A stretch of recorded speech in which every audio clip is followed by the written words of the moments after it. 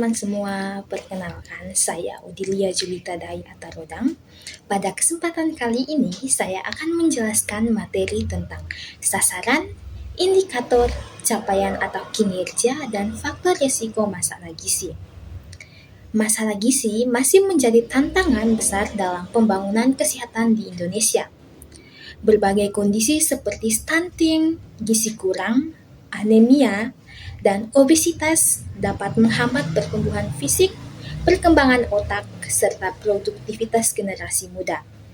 Karena itu, penting bagi kita untuk memahami siapa saja sasaran utama perbaikan gizi, bagaimana indikator keberhasilannya, serta apa faktor penyebab masalah gizi di masyarakat.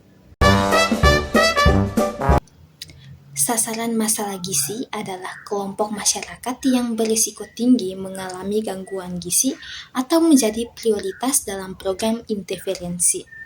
Kelompok ini meliputi ibu hamil dan menyusui, karena status gizinya berpengaruh langsung pada janin dan bayi.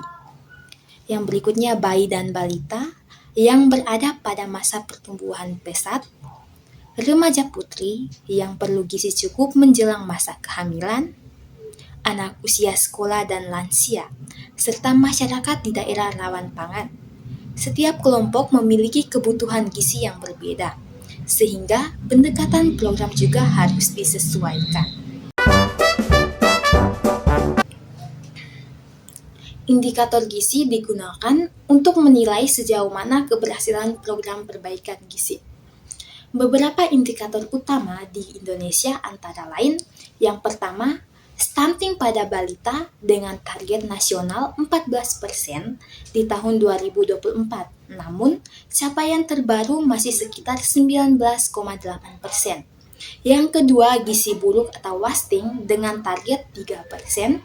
Yang ketiga, kekurangan energi kronik pada ibu hamil atau KEK yang masih di atas 15%. Yang keempat, anemia pada ibu hamil yang angkanya masih tinggi, hampir mencapai 49%. Dan yang kelima, obesitas pada orang dewasa yang juga meningkat hingga 23%.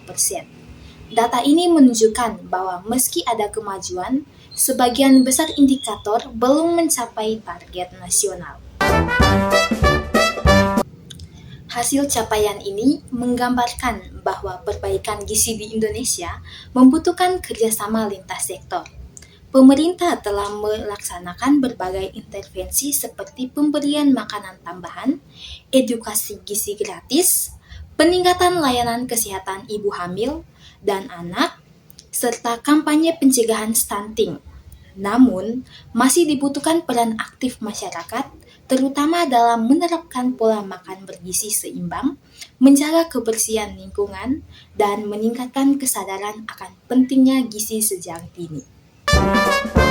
Masalah gizi dipengaruhi oleh berbagai faktor, baik langsung maupun tidak langsung. Faktor langsung meliputi kurangnya asupan zat gizi dan adanya penyakit infeksi seperti diare atau ISPA. Faktor tidak langsung mencakup pola asuh yang kurang tepat, rentannya akses terhadap pangan bergizi, serta sanitasi dan air bersih yang buruk.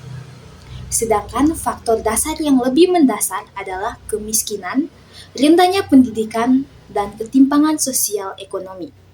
Ketiga faktor ini saling berhubungan dan bisa memperburuk status gizi masyarakat bila tidak diatasi secara menyeluruh. Nah teman-teman, sebagai kesimpulannya, masalah gizi bukan hanya persoalan makanan, tetapi juga mencerminkan kondisi sosial, ekonomi, dan perilaku masyarakat. Dengan memahami sasaran, indikator, capaian, dan faktor risikonya, diharapkan kita semua, baik pemerintah, tenaga kesehatan, maupun masyarakat, dapat bekerja sama mewujudkan generasi Indonesia yang sehat, cerdas, dan bebas dari masalah gizi.